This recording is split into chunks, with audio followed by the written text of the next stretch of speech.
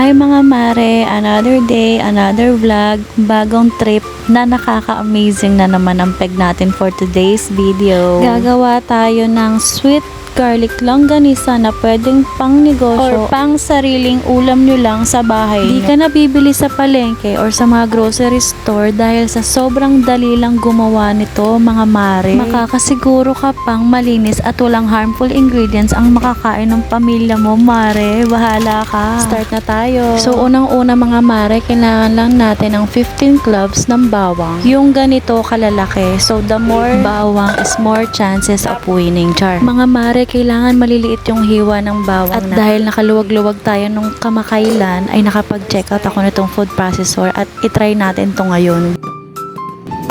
Wow, amazing! At ayun nga mga mare, naku, tuwang-tuwa ako, grabe. Paano ba naman kasi tuwing gagawa ako nitong longganisa ay ilang oras akong inaabot dahil sa paghihiwa ng sa mga bawang na yan. Kaya kung gusto nyo rin ito mga mare, ilalagay ko sa comment section kung saan ko to binili. Go! Oh my God, so amazing, Char. At after nga natin pinuwi ng mga bawang, ready na natin tong ating 500 grams na giniling na pork. Medyo haluin natin siya mga Mars. At hindi pa ako nakontento, ginamit ko ulit ang food processor. At doon ako na-amaze dahil kayang-kaya niya kahit ang mga karne. O diba, napaka-useful talaga nitong food processor na to mga mare. At syempre tinigilan ko na dahil baka maging juice tong ating longganisa. Pagkatapos nga natin paghaluin ang giniling at ang bawang mga mare, maglalagay na tayo ng annatto powder or atsuete powder. Isang kutsarita lang mga mare. Pagkatapos, isang kutsarita din ng paprika powder, 2 kutsaritang asin, tapos 4 na kutsarita ng cornstarch. Tapos mga mare, 4 na kutsarita naman ng toyo. 1, 2, 3, 4. Pagtapos mga mare, ilalagyan naman natin ang 2 kutsarita ng liquid seasoning.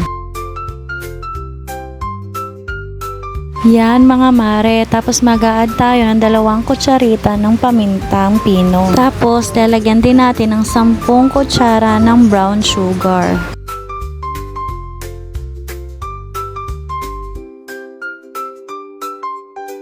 Tapos mag-add tayo ng 4 na kutsarita ng water.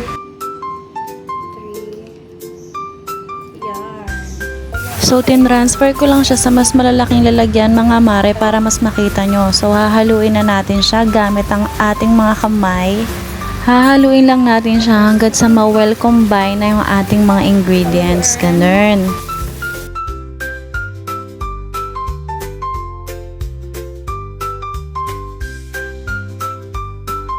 So, kapag well combined na siya mga mare, dapat ganito ang consistency niya mga mare. Ibig sabihin, ready na siyang ipack. 1.5 by 10 yung plastic na gagamitin natin para dito sa ating longganisa mga mare. Tapos, itatali muna natin siya sa dulo. Gumagawa na ako ng marami para dire-diretso yung pagtatakal ko mga mare. Pag gumagawa ako ng longganisa, nag-ready na ako ng mga 20 to 24 pieces na ganito. Pagtapos nga nyan mga mare, pwede na tayong magtakal ng mga longganisa. Gamit itong pang measure ko na 1/8 cup, kukuha lang tayo ng puno dito sa 1/8 cup and then ilalagay natin doon sa embudo. Tapos tutusok-tusukin natin para pumasok yung longganisa doon sa loob ng plastic.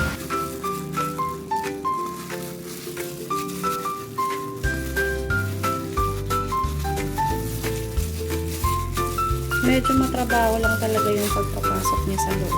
Pag nailagay mo na mga mare, gagamit naman tayo ng stick para tanggalin yung hangin sa loob para maganda yung pagkakashape ng ating longganisa.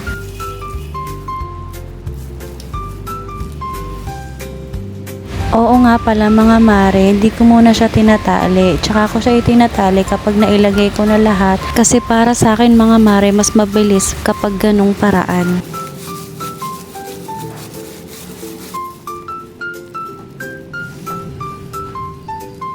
So ayan mga mare, itatali ko na siya. Dapat wag masyadong masikip. Dapat yung tamang-tama lang na nakakahinga yung longganisa. Hala, nahinga siya. So, sa 500 grams na giniling, nakagawa ako ng 23 pieces na longganisa. O, diba? Ang dami. So, ayan mga mare, kapag naitali na natin siya lahat, gugupitin na natin siya dun sa kabilang dulo.